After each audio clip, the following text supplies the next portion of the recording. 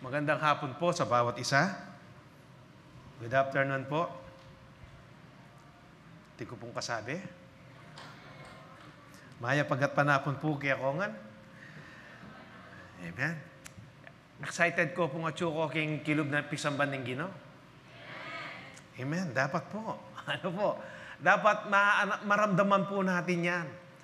Sa boses pa lang po natin, dapat nararamdaman na po yan. Amen po ba? Kaya po lagi ninyong naririnig sa akin ito.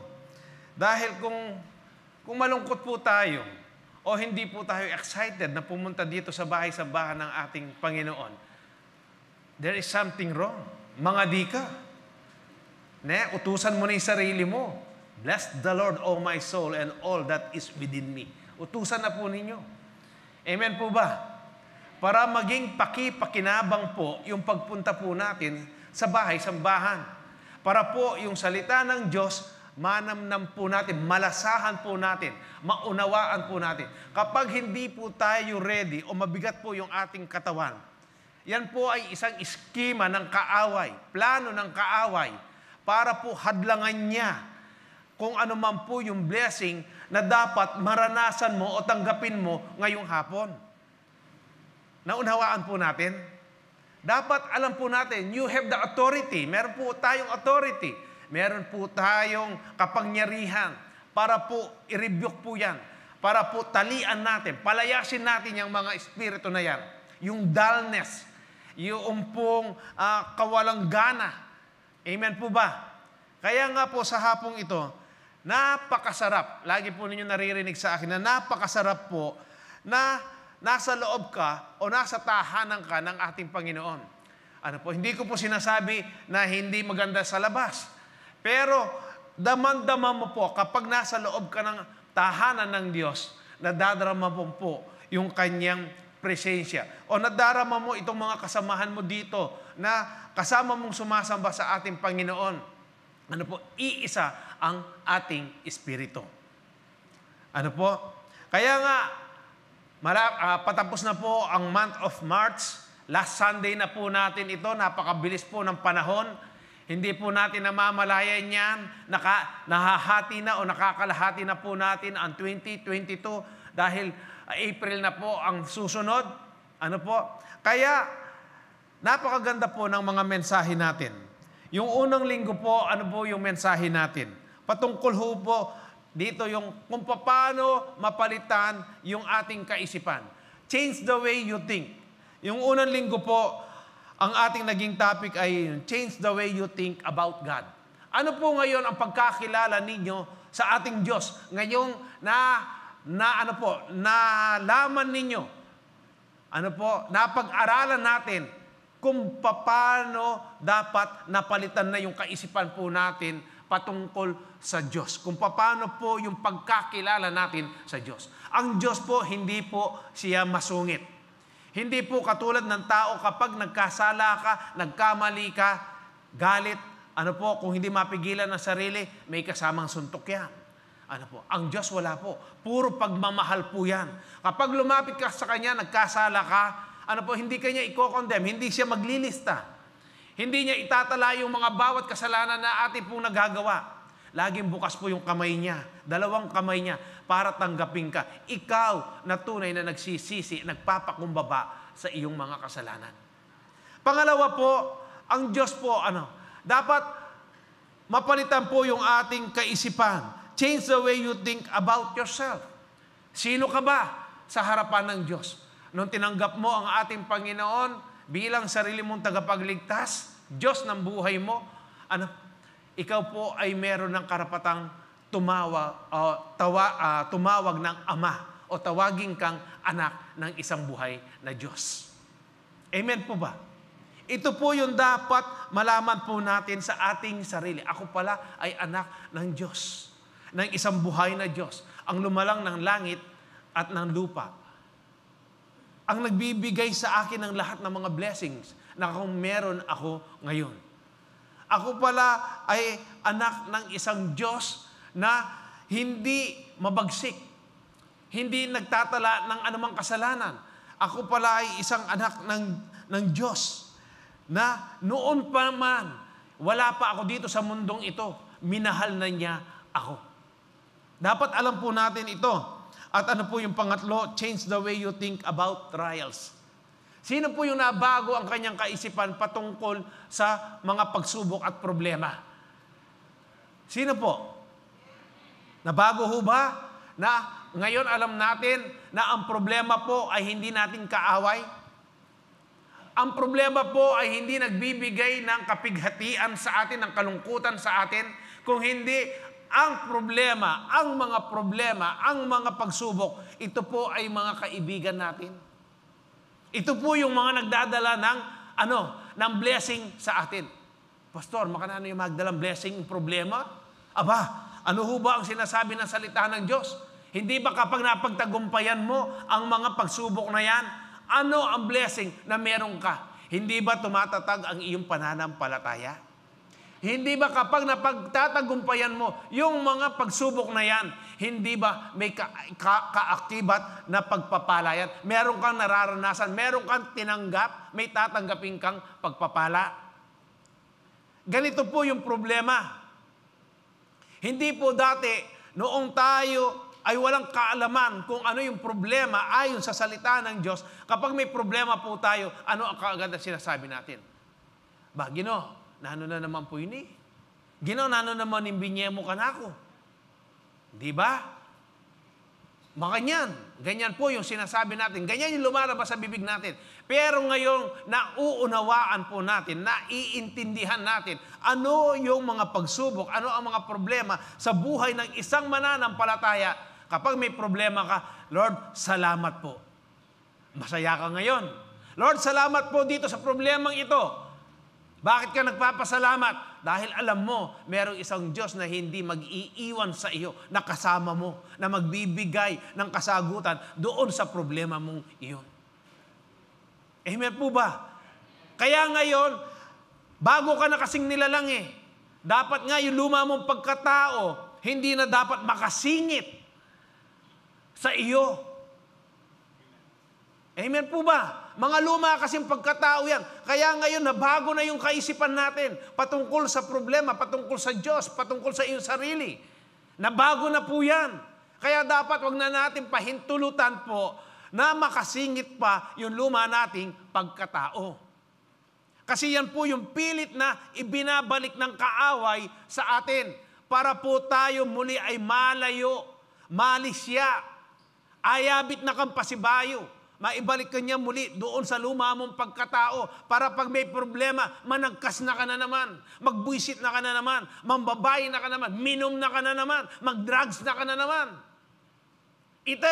Yun po yung mga luma natin pagkatao na gusto ng kaaway na muli mong ipamuhay. Kaya nga po, ang mga trials, ang mga problema, tandaan ninyo, yan po ay nagdadala ng blessing sa atin. At yan po yung magpapatibay sa atin, sa pananampalataya po natin. Kung ito po yung pananampalataya natin, at itong mga daliri ko, ang mga trials, ang mga problema, kapag trials na ito, problema na to, napagtagumpayan mo, natatanggal po yan. Natatanggal. Sunod-sunod po yan. Hanggang ito pong pananampalataya na ito ay naging puro na. Pag sinabing puro, napagtagumpayan mo na, nawala na yung mga sumasagabal. Nawawala yung mga unbelief, yung mga doubt mo sa Diyos. Kaya nagiging matibay yung iyong pananampalataya. At yun ang magiging blessing. Kapag ikaw ay blessed na blessed, spiritually, susunod lang po lahat, pati material na bagay. Naunawaan po natin. Kaya nga po, ngayon namang hapon na itong linggong ito, yung ating tatalakayin naman po, change the way you think about your life. Paano mo tinitignan ang iyong buhay ngayon bilang mananampalataya? Nandun ka pa rin ba sa dati na pag-iisip mo na ang buhay mong ito ay paldak si kara na kamo ning swerte?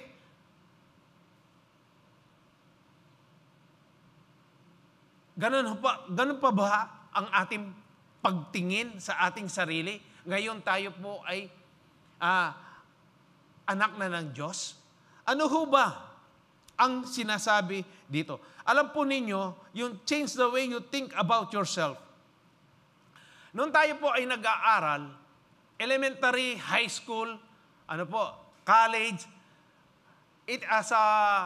natin, yung mga pinag-aaralan natin, lalo na yung science, yung itinuro po sa atin, no, na tayo daw po ay galing sa mga unggoy.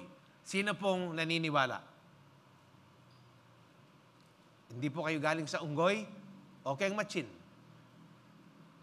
Alam mo rin na. Pero yan po yung itinuro sa atin at yan yung natatak sa ating kaisipan. Di ba? Pagkatapos, nandiyan pa po yung Big Bang. May sumabog.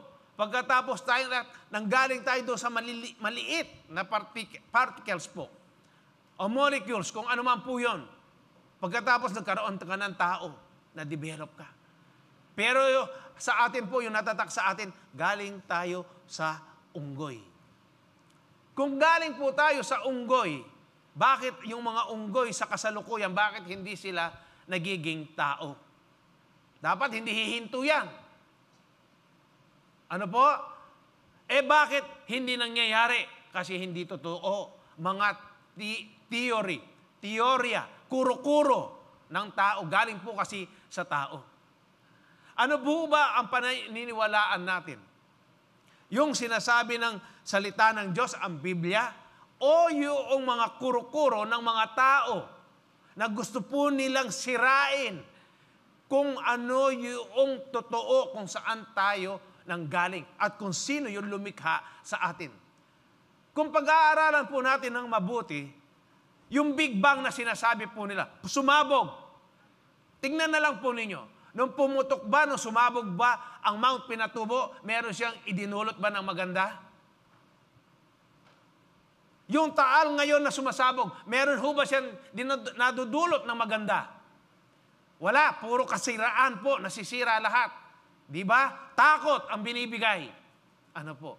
Kung tayo po nanggaling doon sa Big Bang na yan, pumutok po yan, sumabog po yan, bakit napakaayos naman na nakalagay ang mga bituin, ang araw, ang buwan, ang earth, perfect ang distansya niya. Kung sumabog nga, galing tayo doon. Ganun ba ang mangyayari? Perfect ba lahat? Hindi ba pag sumabog ang isang bagay, kalat? Tama po ba? Kalat lahat pag sumabog. Gisa ko po, yatsaki na. Lamenta mo, no ka rin niya mirasindanom. Nung ating muntaketa, kaya ba't ating magkorting ulap? Kung ganun po, kung tayo lahat galing tayo ng ganyan, bakit po napakaganda natin? Bakit nandoon sa lahat ng lugar yung parte ng lahat ng ating katawan? Bakit yung puso natin wala sa labas? Bakit nasa loob? Lahat ng mga internal organs po natin. Bakit ang mata natin wala sa likod? O wala dito sa puwit natin?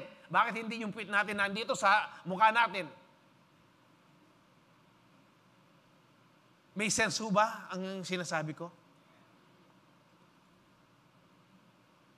Ang totoo po, may lumalang sa atin. Ano ho ba ang sinasabi ng salita ng Diyos? Sa Genesis chapter 2 verse 7, Then the Lord God formed, sabi po niya, a man from the dust of the ground and breathed into his nostrils the breath of life. And the man became a living being. Tayo po yung sumandali manalangin. Panginoong Jesus, muli po kami po ay nagpapasalamat sa iyo sa hapong ito na kami po ay naririto sa loob ng iyong tahanan, Panginoon. Even yung mga nanonood sa online, Panginoon. Lord, nagpapasalamat po kami na meron kaming ganitong gawain na kami po ay malaya, Panginoon Diyos. Panginoon, nagpapasalamat po kami dahil iningatan mo kami sa pagpunta namin, Panginoon, sa iyong bahay-sambahan. Salamat din po, Panginoong Jesus, na kami ay malayang nakakarinig ng iyong salita. Wala pong pumipigil sa amin, Panginoon Diyos. Hindi po katulad ng mga ibang bansa, Panginoon. Lord, hayaan po ninyo na yung kalayaan na ito ay amin pong pagnasain pa, Panginoon Diyos. Pagyamanin, Panginoon. Gawin po namin lahat ng aming magagawa, Panginoon Diyos, na itong kalayaan na ito, Panginoon, ay magamit po namin para sa pagpupuri po namin sa inyo, Panginoon Diyos. At sa hapong ito, Panginoon, winawasak, dinudurog ko po sa pangalan mo, Panginoong Jesus, ang espiritu ng katamaran, Panginoon.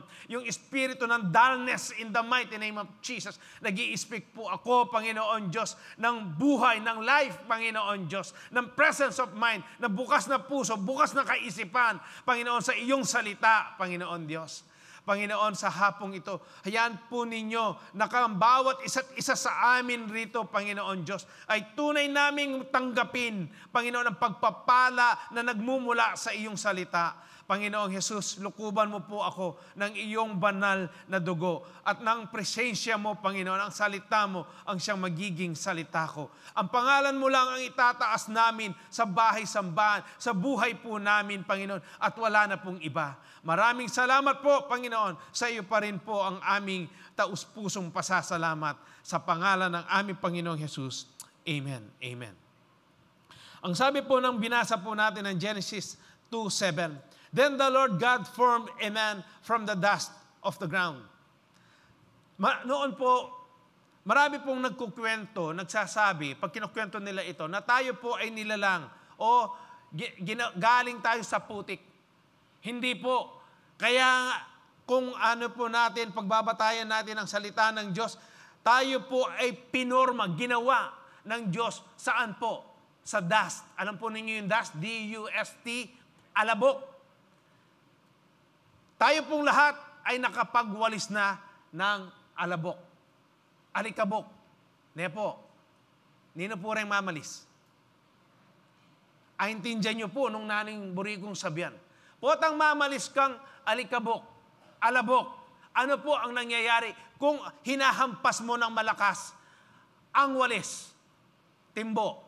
Ano po, maiipon mo ba ang alikabok? Hindi. Ano po? Ano ang nangyayari? Lumilipad po uli yan. Pero kahit na dahan-dahanin mo, kapag ibinalik mo, inatras mo ang walis, sumusunod pa rin po. Bakit? Dahil magaan po yan. Mayan niya po. Alayang weight. Ingalabok. Kaya nga kahit hipan mo lang, o kaya nandiyan niya likabok, ganyanin mo lang yan, lilipad po. Tama? Kaya doon pa lang po sa pagkagawa natin kung paano tayo pinorma, kinreate ng Diyos, napaka-imposible po yun. Tayo sa panahon po natin, kung hindi po natin babasahin, sasabugan ng tubig yan, hindi natin maiipon. Pag binasa natin sa tubig po ang alabok, nagiging putik na po yan. Pero tingnan po ninyo kung paano tayo kamahal ng Diyos. Binigyan niya talaga tayo ng importansya. Ang lahat, kinreate niya sa salita niya lang. Pero ang tao, kinreate niya sa kamay niya. Yun po yung pagmamahal. Yun po yung value natin sa Diyos. Ganyan tayo kahalaga sa harapan po ng Diyos. Ang pagkatapos, itong mga nilalang niya, ang sasabihin, galing tayo sa unggoy, sila na lang. Tayo po bilang mga mananampalataya, ang tatayuan po natin kung ano ang sinasabi ng salita ng Diyos. Kaburiyo naman na melibat kayo keng matchen. Kahit ngayon po, tatanungin kayo, walang gusto na kayo ay nanggaling sa unggoy. Kaya po yung science, iba po yung itinuturo sa atin. Kinokontra po nila kung ano yung nasa Bible. Talagang sinisira nila. Para tayo naman, maniwala tayo. Pero ngayon po, binabubuksan yung kaisipan natin. Binubuksan, nagiging maliwanag, nagiging maayos, nauunawaan natin saan tayo galing, paano tayo kinreate.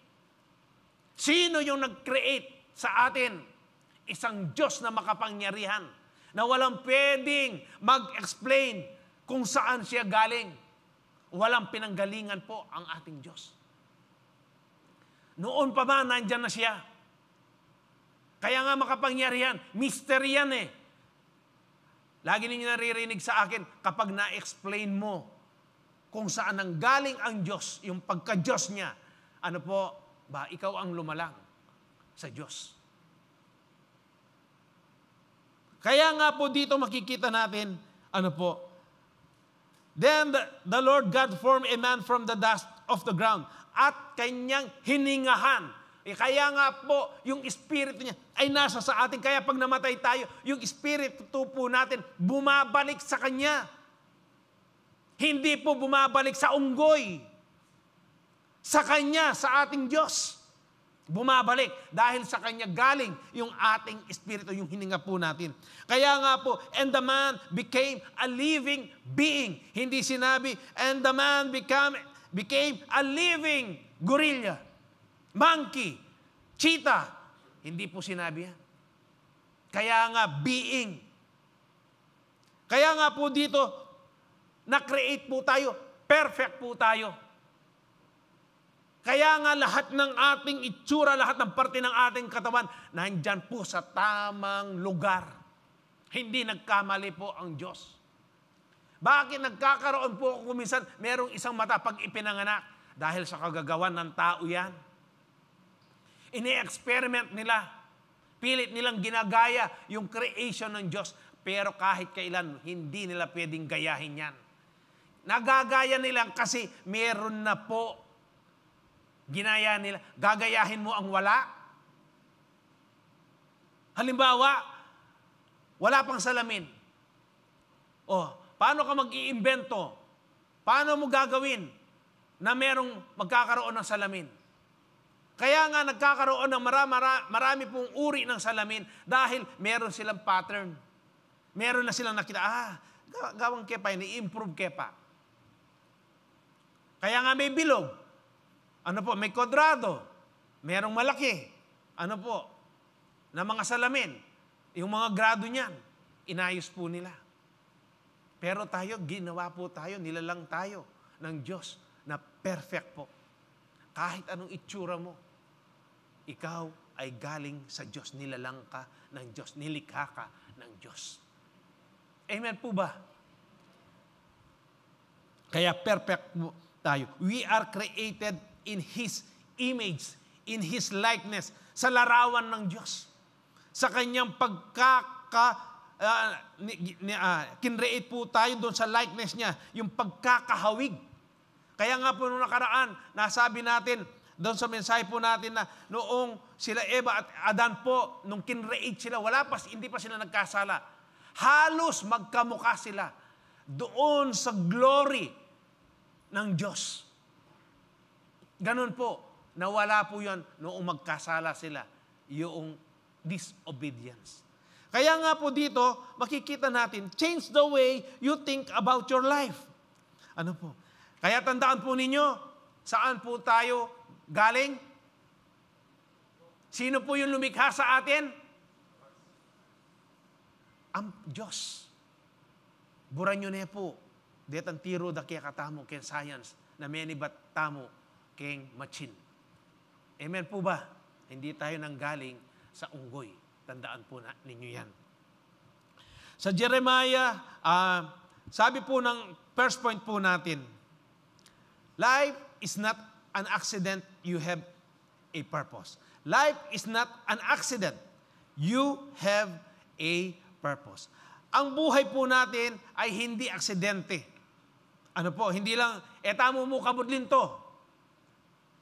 But, sabi po dyan, you have a purpose. Meron kang layunin. Ano ba ang layunin mo? Bakit ka nilalang ng Diyos? Tayo po ay napaka-special. Gusto mong sa palad, sa kamay ng Diyos, tayo pinorma. Tayo special, kay special tamo. Ano po? Ang sabi po ng isang quotation na sinabi po ni Miles Monroe, sabi niya, the greatest tragedy in life is not death. Ang pinakamalaki daw po ng trahedya o yung mangyayaring trahedya sa buhay ng isang tao ay hindi yung kamatayan. Ano po? But a life without a purpose.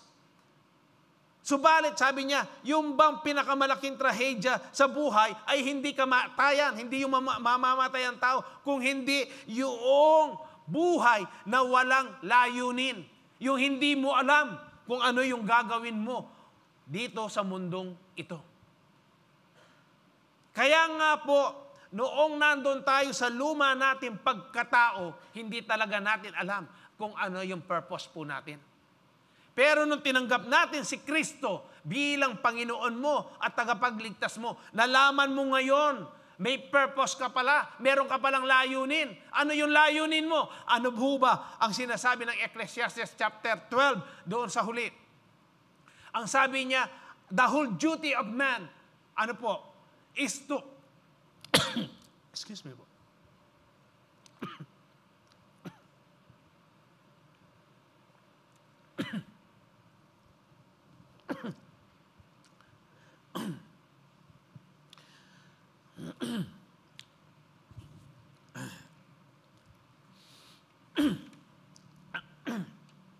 sagli po.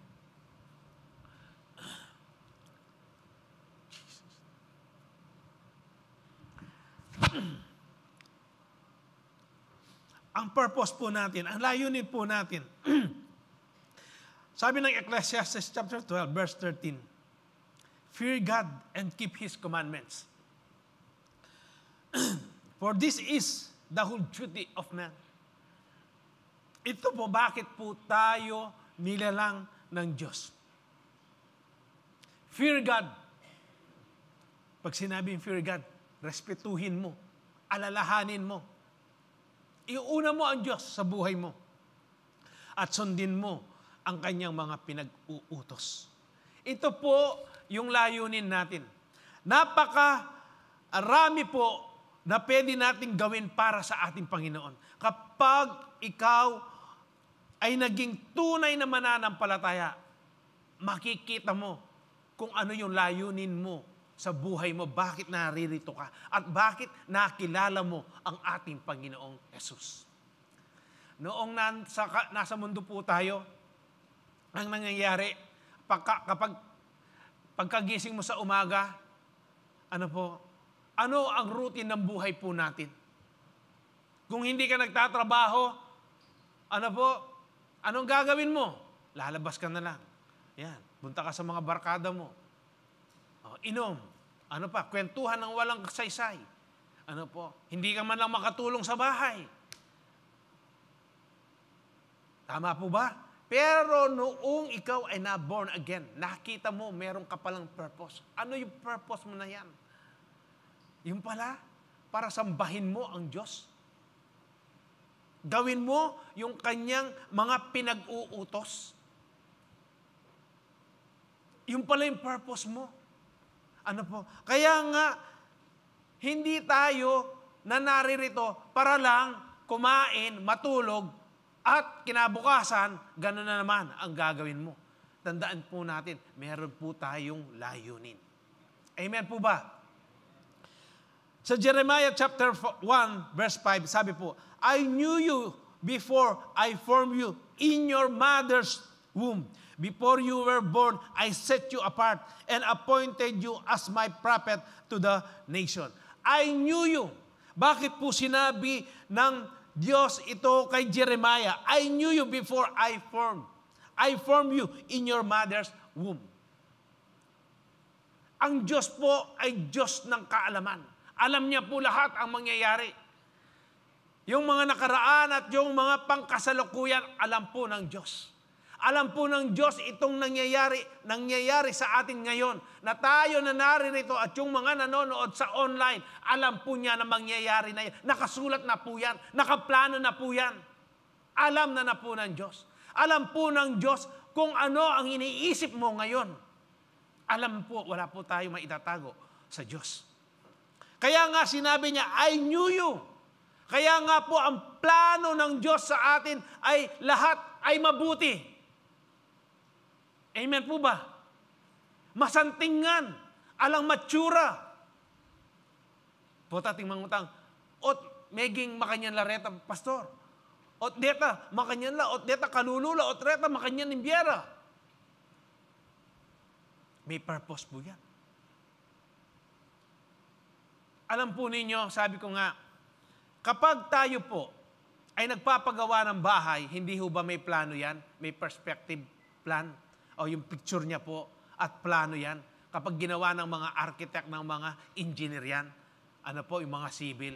Pagkatapos yung plano na yan, ibibigay sa foreman. Yung foreman po, ano ang dapat niyang gawin? Natural, susundin niya po yung plano. Sabihin natin sinunod niya, pero yung iba hindi niya sinunod. Ano ang mangyayari doon sa ginagawa nilang bahay? Natural, meron pong madidisforma yan o meron pong mga mahihinang, mga balangkas ng bahay. Tama po ba? Ang Diyos po natin, pinlano niya noon pa ang lahat ng mga mabubuting bagay para sa atin. Pero merong humahad lang dyan. Ano po?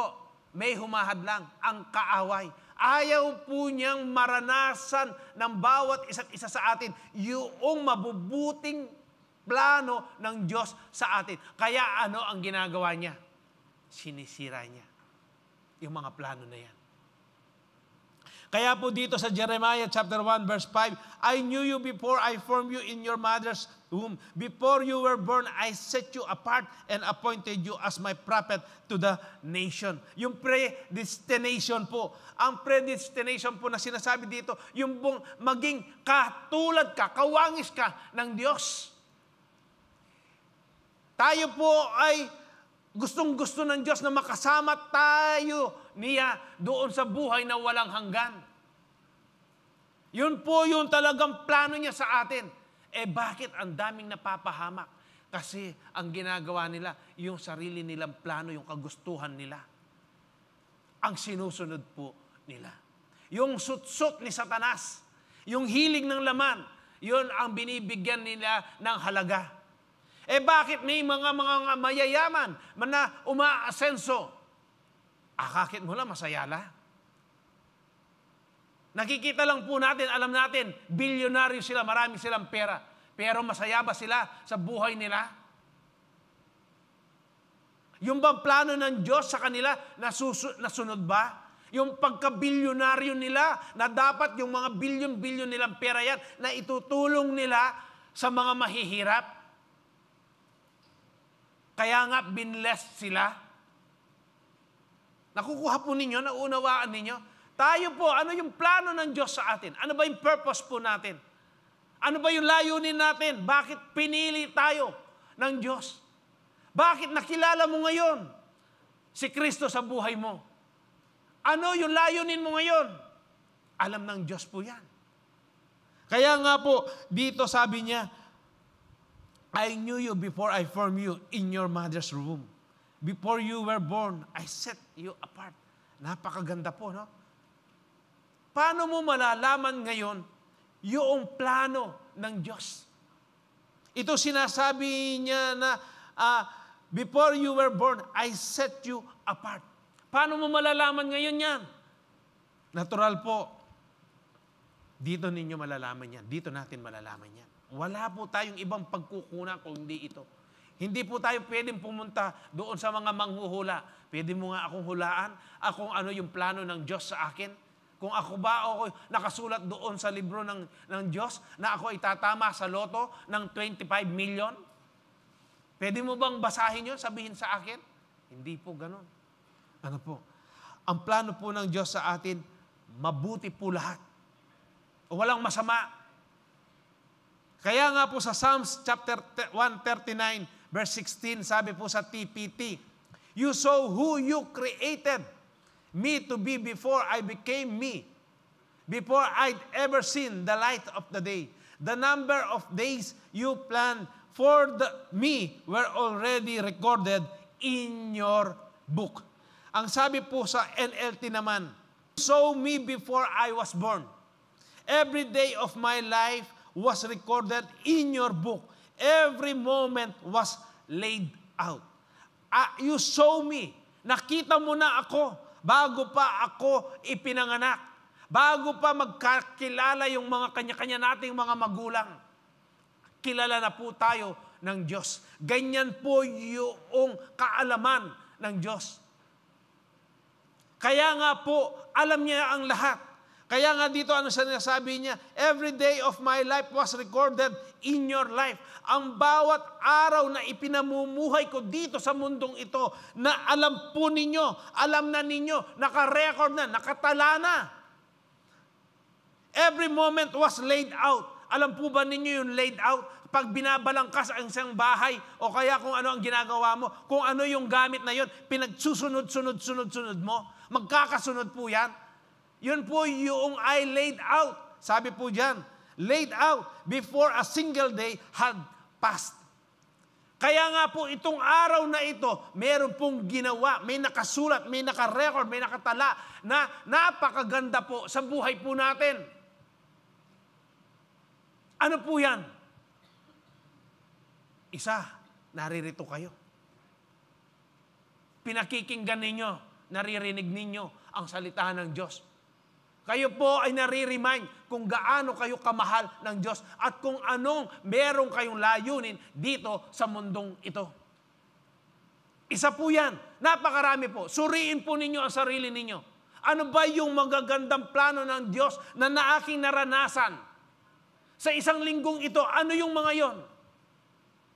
Hindi po pwedeng hindi natin alam yan. Alam po natin. Hindi lang natin binibigyan ng pansin. Lumilipas po yung araw, akala natin gano'n na lang na lumilipas. Hindi. Pag bago kayo matulog, suriin po ninyo, i-analyze ninyo, timbangin ninyo, ano yung ginawa ng Diyos sa akin sa buong araw na ito. Yung pinlano niya na dapat nakamtan ko o naranasan ko. Meron po, napakarami. Kaya nga, sabi po diyan, sabi niya, you saw me before I was born. Every day of my life was recorded in your life. Every moment was laid out before a single day had passed. Tingnan po ninyo, yung bukas niyan, naka-laid out na po, nakabalangkas na yan. Yung para bukas. Yung mga mabubuting plano ng Diyos sa atin.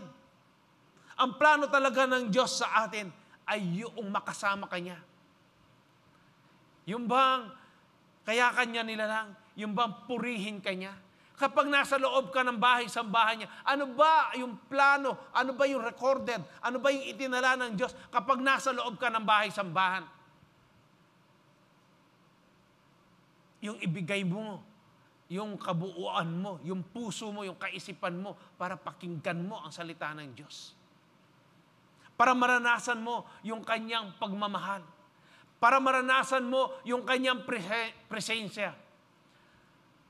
Para maranasan mo kapag ikaw ay nanghihina, maranasan mo kung ano yung kalakasan, kung paano ka binubuhat ng Diyos. Kung paano yung mga problema mo, binibigyan niya ng kasagutan.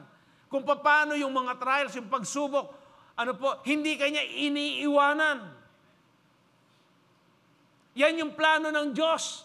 Napakaganda, napakabuti.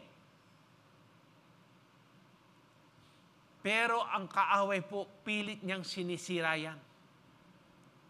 Kaya nga po sabi ko sa inyo, huwag na huwag ninyong bibigyan ng puwang ang kaaway para masira niya yung magagandang plano ng Diyos sa atin. Tayo po kasi binigyan tayo ng free will ng Diyos. Free will to choose what is right from wrong. Kaya napakasarap po na pagbulay-bulayan natin ang salita ng Diyos. Ano pa po ang sinasabi niya dito sa verse 17? How precious are your thoughts about me? Thoughts, pag sinabi pong thoughts, yung will, yung kagustuhan ng Diyos, plans, yung plano po ng Diyos sa atin. Oh God, they cannot be numbered. Sabi po ni David, dito sa mga awit na to, how precious, gaano napakahalaga ang iyong plano sa akin, Panginoon. They cannot be numbered. Hindi sila mabilang. Ganyan po yung mga plano ng Diyos sa atin. Sa verse 18, ang sabi niya, I can't even count them. Hindi ko sila mabilang. They outnumbered the grains of sand. Ito po, sabi niya, they outnumbered. Gusto niyo po na mahihigitan pa?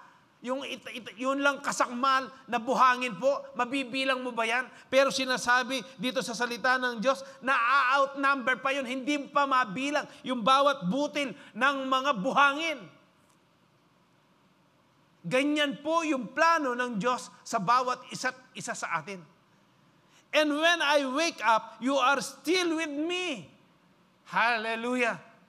Kaya nga nakakatulog tayo ng mahimbing. Bakit? Yan ang sinasabi ng salita ng Diyos. When I wake up, you are still with me. Kaya habang nakahimlay tayo, habang tayo ay natutulog, kasama mo ang Diyos, binabantayan Kanya. Nung kita mo, tayo pong mga magulang na mayroong mga sanggol, noong mga maliliit pa yung mga anak natin, hindi ba ganon ang ginagawa natin habang natutulog yung ating mga anak? Ayaw natin na madapuan po sila ng langaw ng lamok. Binabantayan natin sila. Ang Diyos higit pa dyan ang ginagawa niya sa atin. Yung pagmamahal po ng Diyos sa atin. Kaya nga si David sinabi niya, when I wake up, sabi niya, you are still with me. Mangyayari po lahat ang plano ng Diyos sa atin. Kung ano po ang dapat nating gawin, we have to submit. We have to cooperate. Dapat magpailalim tayo sa kagustuhan po ng Diyos. Magkaroon po tayo ng pakikipagtulungan para mangyari po yung mga plano ng Diyos sa atin. Ano po? With His will or plan to us. At dapat po magtiwala ka. Trust and obey. Pagtiwalaan mo yung plano ng Diyos sa iyo. Sumunod ka. Magiging masaya ka. Marami na po ang nagpatotoo kung paano po nila naranasan ang plano ng Diyos sa buhay po nila. Hindi nagkakamali ang Diyos sa Kanyang mga pangako. Hindi po siya katulad natin. Kapag tayo ay nangako, napapako po tayo. At kung hindi pa i-remind nung taong pinangakuan natin, nakalimutan na natin yung pangako natin sa Kanya. Ganyan po katindi ang amnesia ng isang tao sa mga pangako. Pero ang Diyos, wala po siyang amnesia. Kapag sinabi niya, ginagawa niya, tinutupad po niya. Lahat po ng plano ng Diyos sa atin ay mabuti. Sa Revelation chapter 20 verse 12 hanggang 13, ang sabi niya po dito, I saw the dead, both great and small, standing before God's throne, and the books were opened, including the book of life. Pagmasdan po ninyo dito, and the books, hindi po siya singular, plural po siya. Maraming aklat were open, ang nabuksan, including the book of life. Pati na po yung aklat ng buhay. And the dead were judged according to what they had done, as recorded in the books. The sea gave up its dead, and death, and the grave gave up their dead. And all were judged according to their deeds. Sabi nga po ni Pastor Manny sa habang pag-aaral niya sa ano po to, sa talatang ito. Hindi naman po sinasabi dito na 3 lang ang libro o ang aklat. Dito po natutunan niya, nakita niya, yung una natin pinag-uusapan, yung sa Psalms 139, yung Book of Life. Ito po yung mga plano na magaganda ng Diyos sa bawat isa't isa sa atin. Tapos po, yung book na, yung Book of Life, yung isa, kung saan naka-record, nakatala ang lahat po ng mga tao na tumanggap sa Kanya, yung mga ligtas. At yung pangatlo po, ito po yung aklat, aktual na pangyayari kung ano yung mga ginawa mo dito sa mundong ito. Masama man yan o mabuti. Kaya nga po dito, makikita natin, I saw the dead, both great and small, standing before God's throne. The books were open. May mga libro pala yan, may mga aklat pala yan. Kaya pag humarap pala tayo sa Diyos, meron yung isang aklat na sarili mo lang, ipakikita sa iyo kung ano lahat ang ginawa mo.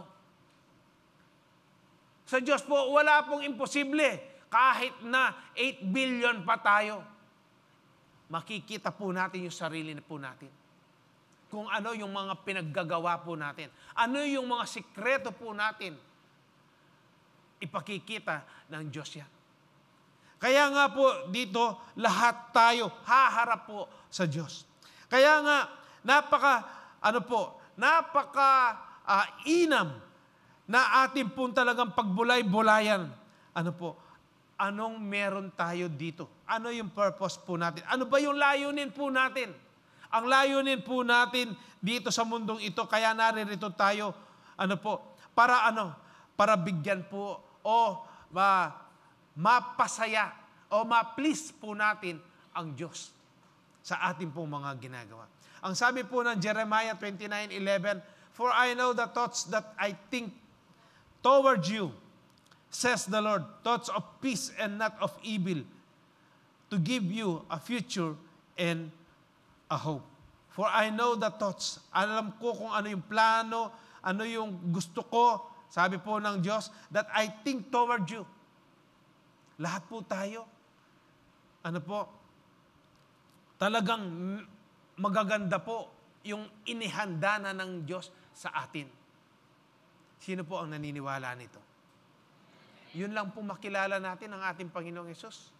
Tanggapin natin siya bilang sarili natin tagapagligtas. Napakasarap na yan. Plano talaga ng Diyos na makilala po natin siya. Maranasan po natin. Ano pa yung purpose po natin dito? Para po yung kaligtasan, mai-share po natin sa mga iba. Doon sa mga hindi pa nakakakilala sa Kanya.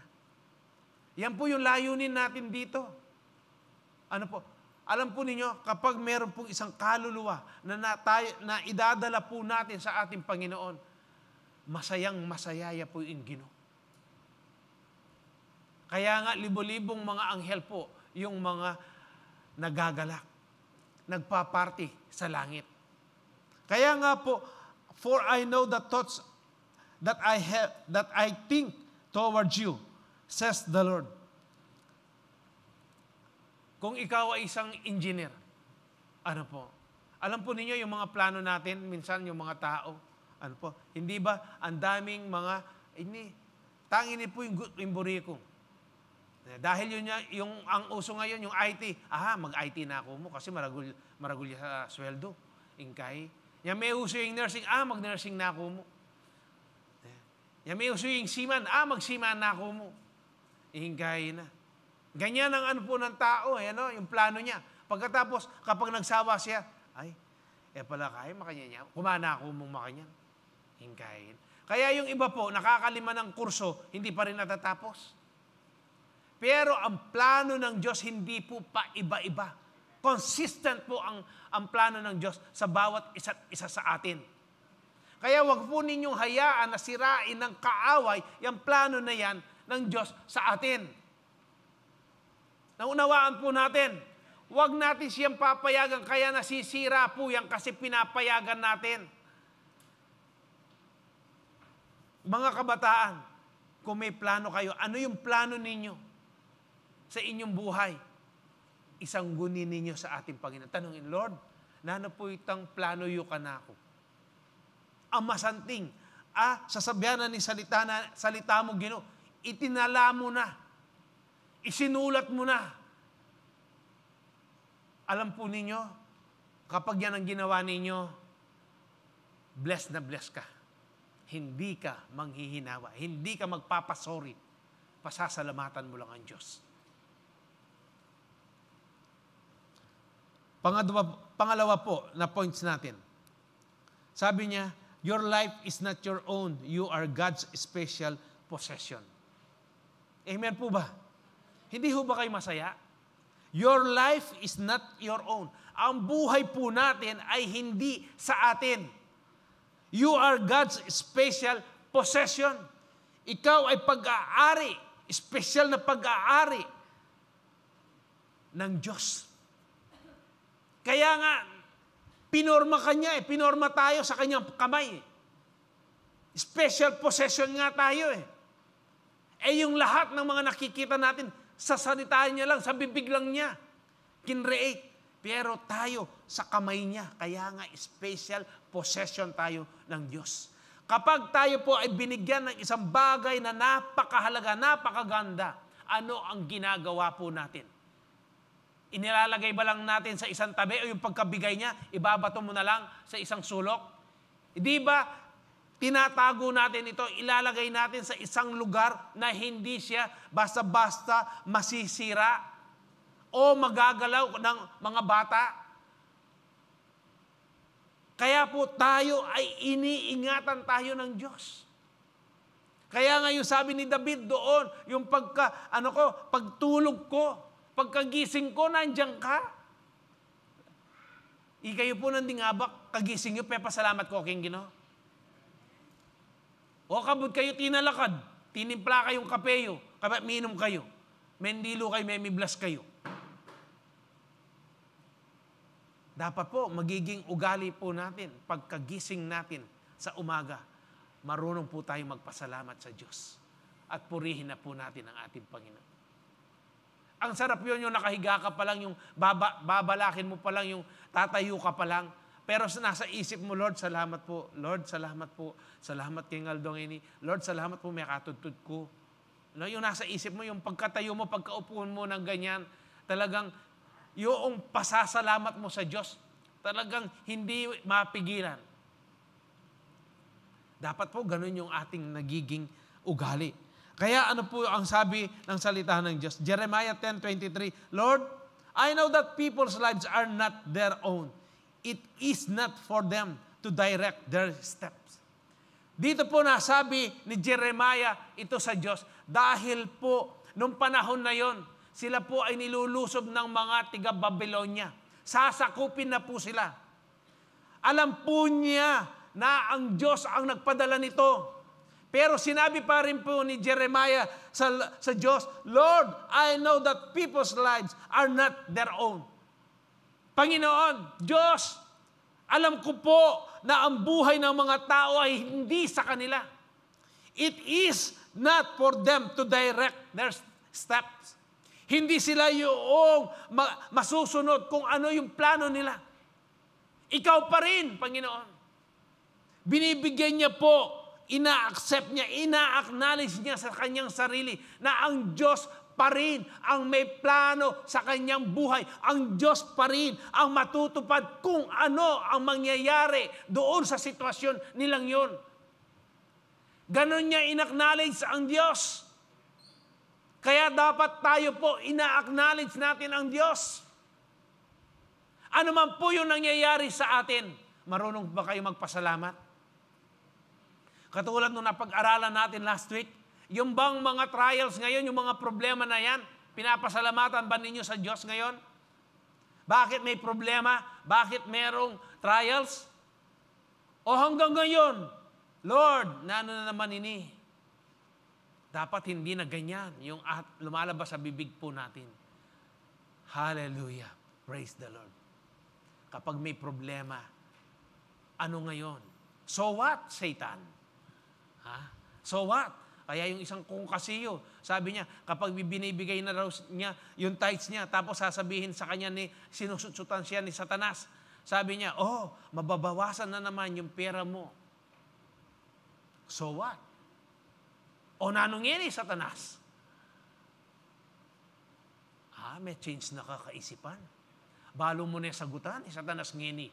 Dati, punta sasabihan ng Satanas, mabawas na yan. Mamiyena ka na naman tayo, 10 offering mo. Mabawas na rin pera mo. Aywan magbug mo na yung bili, yung pera, dapat baldug mo kem offering box. Pero ngini, may change na kakaisipan. So what, Ana? O nanong yan Satanas?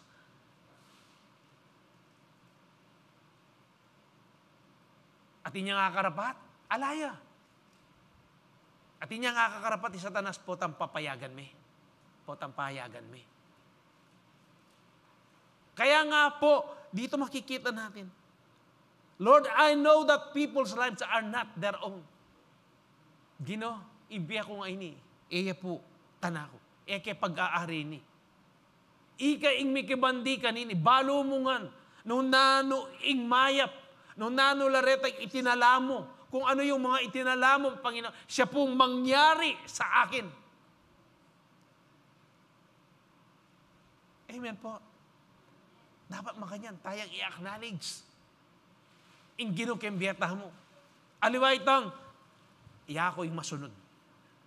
Kasi katawang ka ini eh. Kasi desisyon ko ini. Nung nanuman ni malyari, matsura, masanteng, iya ko kasi mag-decide eh. Iya ko ini. Ako ini. Ala akong pakialam. Pero po tanga tiyong nakakitang sitwasyon, ay ala na ka nga karapat. Naning ka, o ma, sopa nyo na ako po. Ginoo, mamaos na kang ini. Anak kang yabang. Pero yung mo naman pala agyo, potang katatalyuan. Si Jeremiah po, in-acknowledge niya sa sarili niya. Wala siyang magagawa. Hindi sa kanya yung buhay niya. Hindi sa kanya kung ano yung mangyayari. Hindi niya alam kung ano yung mangyayari. Kaya sinabi niya yan sa ating Panginoon. 1 Peter chapter 2 verse 9. But you are a chosen people, a royal priesthood, a holy nation, God's special possession, that you may declare the praises of Him who called you out of darkness into His wonderful light. Ang sabi po, but you are a chosen people. Pinili ka ng Diyos. May atanggap ita. Pinili tayo ng Diyos. A royal priesthood, maharlika ka. Hindi ka basta-basta. A holy nation, banal na nasyon, God's special possession, that you may declare the praises of Him who called you out of darkness into His wonderful light. Yun po yung purpose nito. Ano po? Bakit naririto tayo? Pinili nga tayo ng Diyos. Bakit ka pinili? Bakit naging royal priesthood ka? Bakit holy nation? Bakit special possession ka? Ano ang dapat mong malaman? Ano yung dapat mong gawin? Sabi, that you may declare. Ano yung dapat mong i-declare? The praises of Him who called you out of darkness. Pinili kanya, tinanggal kanya doon sa luma mong pagkatao. Dahil doon sa luma mong pagkatao, wala kang magandang kahihitnan, kapupuntahan. Kaya nga po, into His wonderful light. Ngeni at sutangang keng sala, kahangahangang liwanag. Naunawaan po natin yung salita ng Diyos na ipinakikita niya sa atin, ano tayo? Napakahalaga po ng Diyos sa atin. To declare the praises. To declare, yung purihin mo, ipagsabi mo, yung kabutihan po ng Diyos sa atin. 1 Corinthians chapter 6 verse 19-20, ang sabi po, have you forgotten that your body is now the temple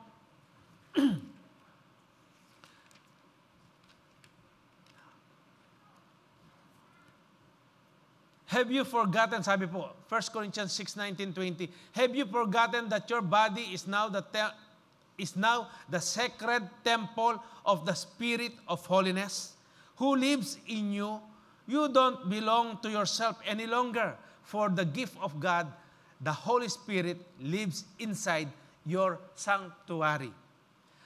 Verse 20, you were God's expensive purchase, paid for with tears of blood. So by all means, then use your body to bring glory to God. Unawain po natin ito. Bigyan po ninyo ng bigat ng halaga. Have you forgotten that your body is now the sacred temple of the Spirit of holiness? Ngayong tinanggap mo na si Kristo, bilang sarili mong tagapagligtas. Ano ang sinasabi ng salita ng Diyos? Baka nakakalimot po tayo na ito palang katawan na ito ay sagradong templo ng Espiritu ng kabanalan who lives in you, na nabubuhay po o nasa sa inyo, nasa sa atin. Itong Espiritu na ito, you don't belong to yourself any longer. Kaya nga yung bagong pagkatao na inilagay, na ibinigay sa atin ng Diyos, dapat yun po yung naghahari, yun yung nakikita sa atin. Kaya nga po, ito yung sinasabi, to yourself any longer. Hindi, you don't belong to yourself any longer. Hindi ka na dapat doon sa lumang pagkatao mo. Hindi na ito. Hindi na dapat itong laman na ito yung naghahari sa iyo. Kung hindi ano po. For the gift of God, the Holy Spirit lives inside your sanctuary. Tandaan mo, ang banal na Espiritu ay nasa sa iyo. Kaya dapat pangalagaan mo ng mabuti ang katawan mo. Wag po yung kung ano yung gusto mong kainin, kakainin mo. Mitas ka presyon. May po. Puro ka chichirya, kulang na kalman kendanom. Ita, miturang ka kembatuan yan. Puro ka na kamon noodles. Kamamangan gule. Pag humihina po yung katawan natin, ano po, tandaan ninyo, templo po ng Espiritu. Banal na Espiritu ang katawan natin. Kaya dapat pinangangalagaan po nating mabuti ang katawan na ito. Hindi po natin dapat abusuhin. Amen po ba? Amen. Kayo, gusto niyo nakatira kayo sa isang mabaho, sira-sirang bahay? Tao pa lang tayo. O pagkatapos, ito kung templo ng Diyos ito. Kung ito yung bahay ng banal na Espiritu. Ano, bababawiin po natin ang katawan na ito? Hindi mo bibigyan ng halaga kung sino yung nakatira dito sa katawan mo. Amen po. Naunawaan po natin? Napapalitan ba yung mga kaisipan natin na hindi karapat-dapat? Yung mga naiukit sa kaisipan natin na hindi pala tama? Kaya ano pa po ang sinasabi ng salita ng Diyos? You were God's expensive purchase, paid for with tears of blood. Yung dugo po ng Diyos. Ang tumubos sa atin. Ang naglinis sa atin sa lahat ng uri ng kasalanan po natin. Kaya nga, expensive purchase, paid for with tears of blood. So by all means, then, use your body to bring glory to God. Then use your body to bring glory to God. Gamitin natin ang ating katawan na ito para makapagbigay ng kaluhalatian para sa ating Diyos. Hindi doon sa ating sarili. Huwag mong babuyin ang sarili mo. Ito pala dapat, itong katawan na ito dapat makapagbigay ng kaluwalhatian para sa Diyos. Kaya kung inaabuso mo, ginagawan mo ng hindi maganda ang sarili mo, lalo na po, yung fornication, binababoy mo pala sa sarili mo. Hindi nakapagbibigay ng glory sa ating Panginoon.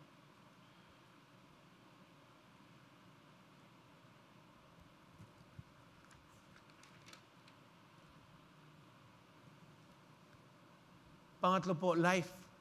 Your life is not meant for evil. You are an instrument of righteousness. Ang buhay po natin ay hindi para yung gawin mo yung masasama. Para sa masama. Kung hindi, you are an instrument. Ikaw ay instrumento ng katuwiran.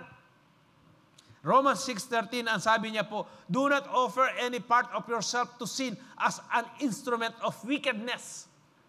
But rather offer yourselves to God as those who have been brought from death to life. And offer every part of yourself to Him as an instrument of righteousness. Sa Tagalog po, Huwag na ninyong ipailalim sa kapangyarihan ng kasalanan ang alinmang bahagi ng inyong katawan bilang kasangkapan sa paggawa ng kasamaan. Sa halip, pasakop kayo sa Diyos bilang mga taong namatay na at muling binuhay at ihandog ninyo sa Kanya ang inyong katawan bilang kasangkapan sa kabutihan. Huwag na ninyo, do not offer any part of yourself to sin.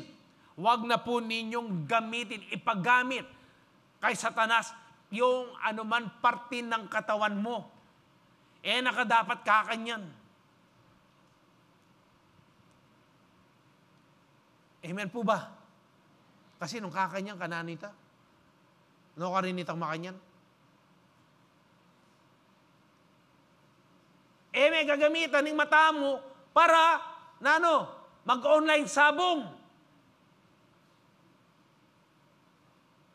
Etapa madadala, karakal ang balita, napakaraming balita, diyan sa online sabong na yan. Tapos, ikaw na nakakaalam sa katotohanan, pagagamit mo pa yung mata mo. Isang magulang, isang ina, ibinenta ang kanyang anak para para mag-online sabong. Yung iba, ibinenta ang ari-arian nila. Yung iba, nasa abroad ang asawa, siya naman, may pakasasaya, kaya online sabong. Ang daming mga kwento po na talagang totoo ang nangyayari. Bakit hindi nakakapag-isip ang mga tao? Natigilan nila yan. Pero bala mo, talagang adik la. Kasi yun yung espiritu na ibinabato na inilalagay ni Satanas sa kanilang kaisipan. Parang tubig na uhaw sila. Pati nga po ka, nung tricycle driver ka, pati nga po may kakayuran in 500, kaya ba't misanan niya mo kayong online sabong? Bamisip kayo, kapatid. Ikay yung makaramdam. Ika yung makaramdam, manalbe, kaya kayong kay screen ngayon eh. Misip kayo. Misip kong malalam. Na yung klaseng espiritu yan. Ang trabaho po ni Satanas. The thief cometh to steal, to kill, and to destroy. Ang daming nasira. Kaya tayo bilang mga mananampalataya, baka meron pa po dito sa atin, potay gasbook mo, gagamitan pagamit ka, kang marites.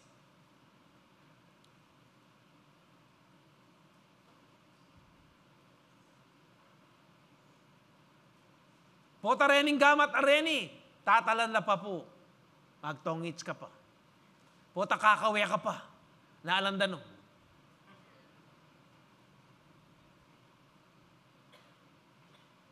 Pota yung gasbook mo ngayon, mapanagkasya mo rin. Pota, yung mata mo ngayon, yung kaisipan mo, pinagagamit mo pa rin yan. Nanonood ka pa rin ng pornography. Aba, ano ang sabi ng salita ng Diyos? Uulitin ko po sa inyo. Do not offer any part of yourself to sin as an instrument of wickedness. But rather offer yourself to God as those who have been brought from death to life. Subalit, i-offer mo yung kaya kang sarili, keng Diyos, as those bilang na ika, leko na ka, kingwa na ka, segipa na ka, no ka rin, ketang tiyak akamatayan, dela na ka, kembe, ating alanggan. And offer every part of yourself to Him as an instrument of righteousness. Amen po ba? Kaya nga yapin ini, your life is not meant for evil. Amen. Istong mendam ka, bayaran mo la, kapatid. Lako may itang espiritu, amnesia. May pagamit yan, kaya kang ken demonyo. Amen. Balang, bisa mag-amen. Kaya kung mamayad uta, mamayad kayo na yan. Kaibat na ni, puntalan nyo rin ang ating utang. Di nga, pengutangan nyo. Bayaran nyo lang.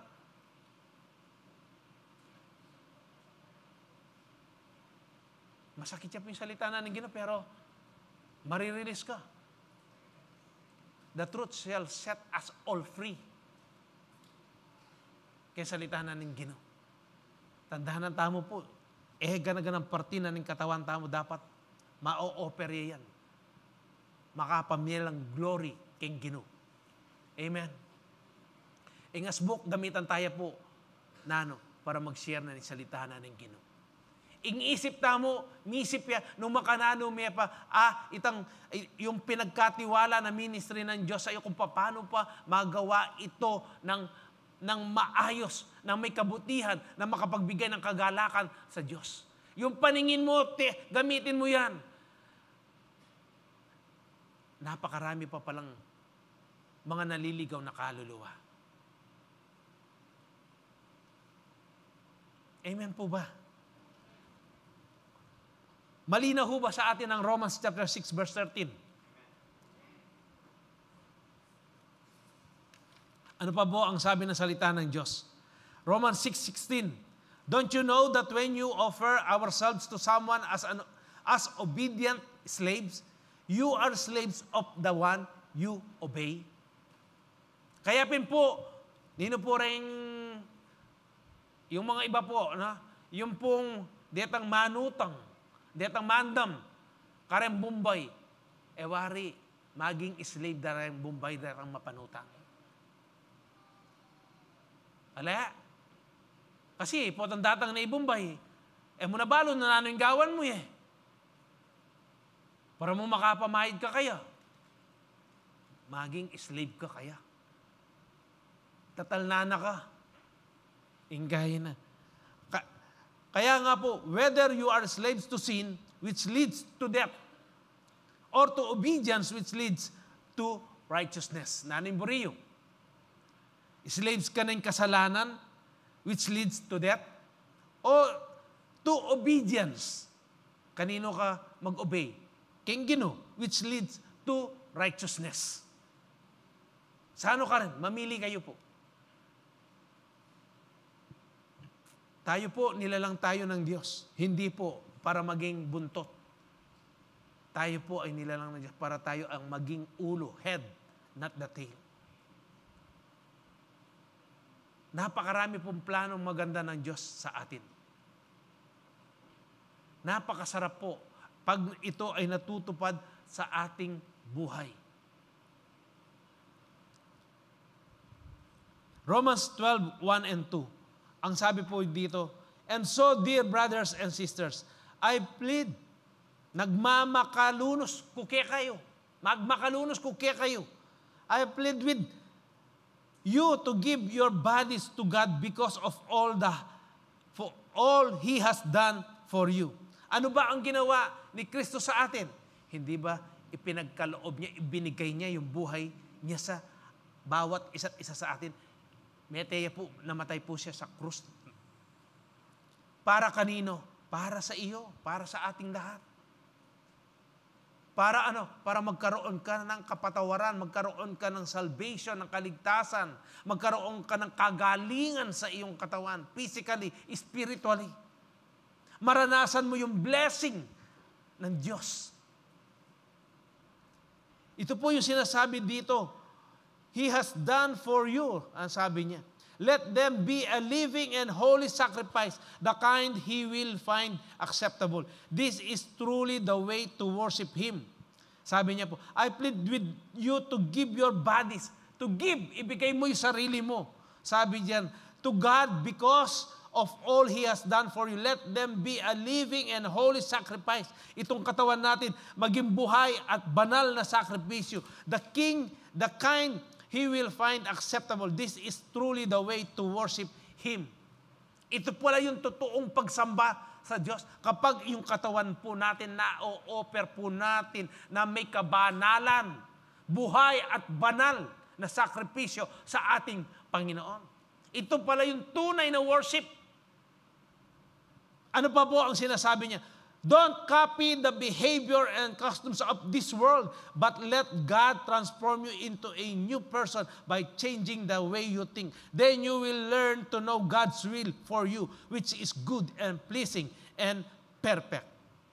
Don't copy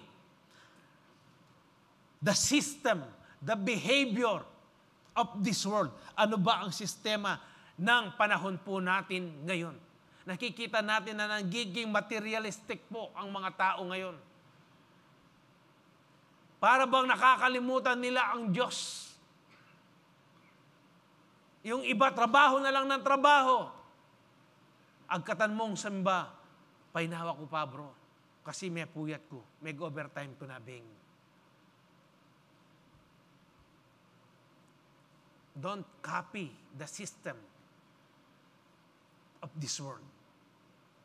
Ang dami pong klase sistema ng mundong ito na mga karamihan o iba sa mga Kristiyano po ay ginagawa pa nila. Dapat mabago po yung kaisipan natin.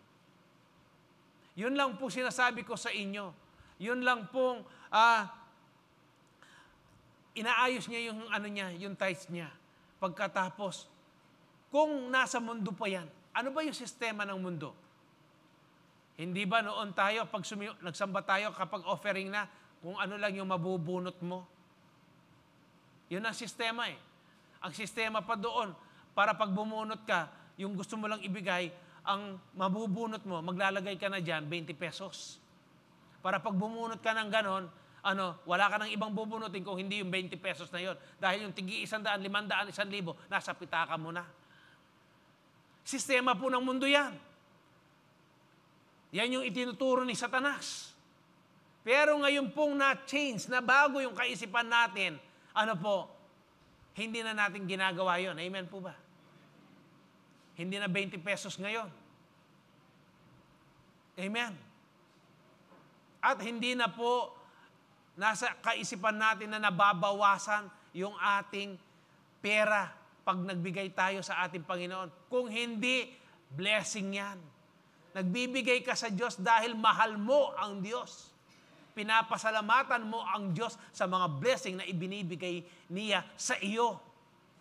Alam po ninyo, ang tao, bakit kuripot siya sa Diyos? Kasi ang tinitignan niya, yung binibigay niya sa Diyos.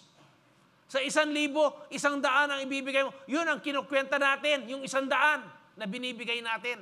At saka yung offering, kung magbibigay ka pa ng 100, 200 na yung kinukwenta mo ngayon. Iniisip mo napakalaki ang nawala sa iyo. Pero yung natira, hindi mo kinukwenta, hindi pinapakita ni Satanas yun. Binubura niya, ginagawa kanyang bulag doon sa 800 na natitira sa iyo. Hindi niya sinasabi na, hindi ka naman ginarabyado ng Diyos. Hindi niya sasabihin yun. Ang sasabihin, inaagarabyado ka niya. Nawalan ka ng 200. Pero yung 800, hindi niya sinasabi sa iyo yun. Di ba? Yun ang lagi natin nakikita, yung binibigay natin sa Diyos. Pero yung natitira, hindi natin nakikita yun. Binigyan ka niya ng 10,000, nag-tithes ka ng 1,000, ang nakikita mo, yung 1,000, sayang, sana asali ko na yung bayo kung malan ini. Tandaan ninyo, yan yung udyok, yung sit-sit ni Satanas. Hindi yan ang Banal Espiritu. Kaya nga po dito sa ating pinag-aaralan, dapat lahat ng parte ng katawan natin, pati pag-iisip po natin, dapat na i-offer natin na buhay at banal sa ating Panginoon. Malinis. Diyan po tayo talaga titirahin ng kaaway. Ang sabi ko nga po sa CEO namin kanina, ang mga Kristiyano tinitira ni Satanas. Saan? Lalo na sa mga lalaki, babae at pera. Diyan tayo tinitira. Pero kung ikaw alam mo kung ano ka sa harapan ng Diyos,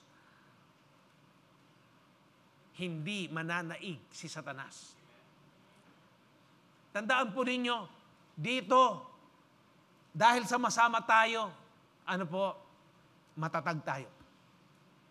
Paglabas natin sa pintong yan, titirahin ka na ng kaaway.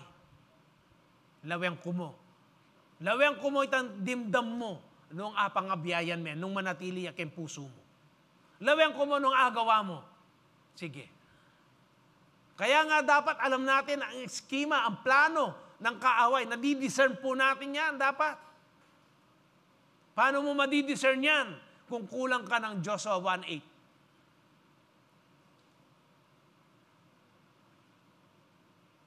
Kaya nga po dito makikita natin, dapat, sabi niya, sabi ni Paul, and so dear brothers and sisters, I plead, nagmamakaawa ako sa inyo.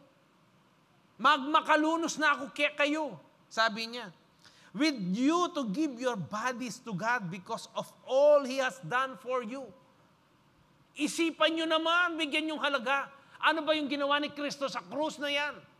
Ano ba yung kahihiyan na tinanggap niya para lang ikaw masalba ka dyan sa karumihan mo, doon sa kasalanan na magdadala sa iyo sa buhay na walang hanggan, sa kamatayan.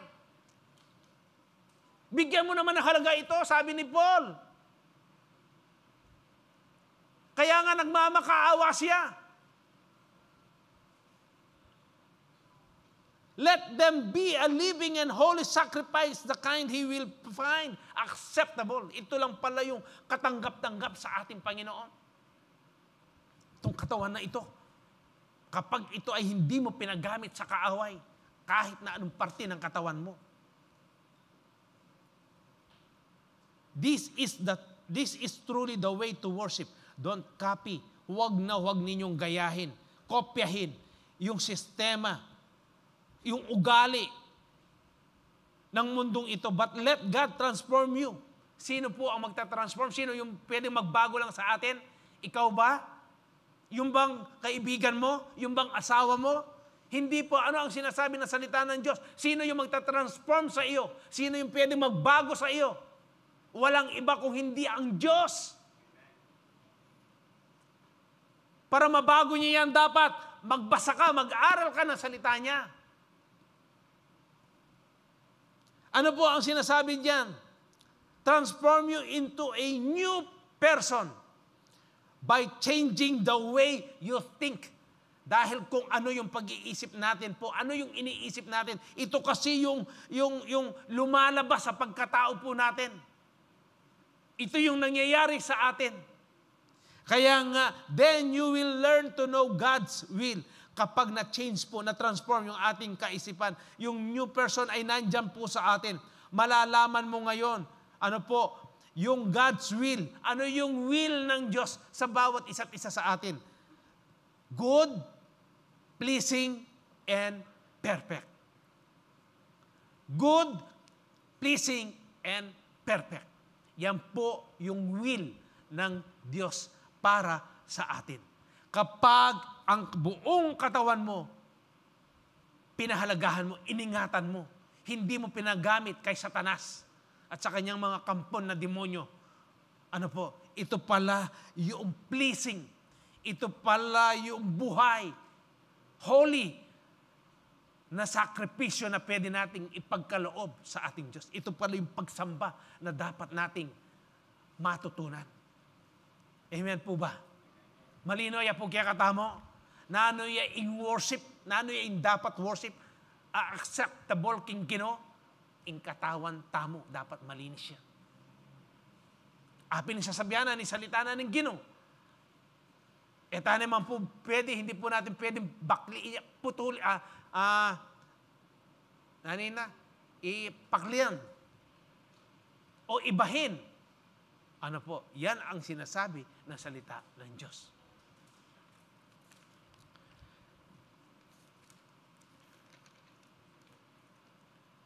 Naunawaan po ba natin ngayon kung paano po natin dapat isipin, ano yung buhay po natin dito sa lupang ito? Sabi nga po, yung una, your life is not an accident, you have a purpose. Ano ho ba ang purpose ninyo? Tandaan po natin ito. Ano ba ang purpose ko? Ano ba yung layunin ko? Bakit naririto ako? Bakit nilalang ako ng Diyos? Love the Lord your God with all your heart, with all your soul, with all your mind, with all your strength. Love your neighbor as yourself. Purpose po yan. Layunin po yan. Ano po? Ano pa? Your life is not your own. You are God's special possession. O ngayon po, hindi na natin aabusuhin yung sarili na po natin, itong katawan natin. Dahil ano po, special possession tayo ng Diyos. Kung paano mo pinahahalagahan yung cellphone na yan na binili mo. Dapat higit pa dyan kung paano mo papahalagahan ang Diyos na lumalang sa iyo. Amen po ba? Pangatlo, your life is not meant for evil. You are an instrument of righteousness. Dapat instrumento ka ng katuwiran. Hindi ka dapat madaling, na mapasama. Dapat makita sa iyo yung katatagan. Alam po ninyo, marami po yung mga nabago sa ating bahay-sambahan. Lalo na yung bawat isa't isa po sa atin na magbuhat po nung nagkaroon ng CU. Dahil dito po, nakikinig lang kayo. Pero kung meron po kayong CU, grupo, na ipapaliwanag at nakakapagtanong pa kayo at nagiging maliwanag sa inyo, sa bawat isa't isa po sa atin. Kaya nga po nagiging, ngayon, naiintindihan natin ng mabuti. Kaya nga ang dami pong, na-change, nababagong buhay. Alam po niyo ang number 1, yung pagbibigay. Yung tithes and offering, marami pong nabuksan ngayon na iba yung pag-iisip po natin. Kung bakit tayo nagbibigay sa ating Panginoon. At ngayon, na iba yung kaisipan natin. Ano yung karapat-dapat pala na tanggap ng Diyos? Yung sakripisyo na dapat na ipagkaloob natin. Ito palang katawan natin. Yung pagkatao pala natin, dapat kahit na anong parte ng katawan mo, huwag mong ipapagamit sa demonyo. Maliwanag po ba? Kaya nga, makikita yan sa atin. By their fruits you shall know them. Hindi masasayang po yung pagpunta po natin dito. Kaya ano pa po ang last point po natin, o last verse po. Ang sabi po ng John chapter 10, verse 10, the thief comes only to steal and kill and destroy. Ano ho ba yung ninanakaw ng kaaway sa atin? Yung salita ng Diyos na narinig ninyo ngayong hapong ito. Yan ang nanakawin niya. Pilit niya pong tatanggalin yan. Naman totoo, itang pekeramdaman mo. Amen, sahi. Naman totoo na pwedeng mayalilanin kay isipan mo. Kita pa maglalawe mo, keng-kekang biye. Yan po yung nanakawin ng kaaway. Kaya pag nanakaw niya po yan, ano yung susunod? Unti-unti ka na niyang papatayin. Mamamatay po yung espiritu mo. Unti-unti po. Para pong, parang kandila na nauupos.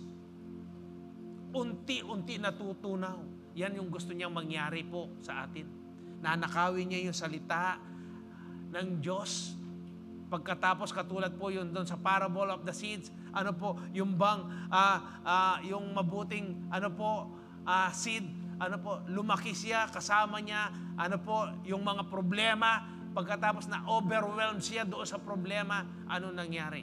Meteya. Destroy. Yan po yung trabaho ng kaaway.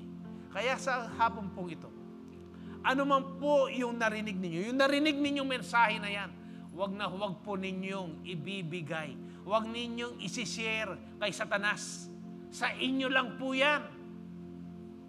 Amen po ba? Paboren na panakawa na. O sayang yung pangaluklok yung yan. Nung ibiyaya mo po, isalitang dimdam yung ngeni ka Satanas. Sayang mo po yung pagalyok yan na makaluklok kayo.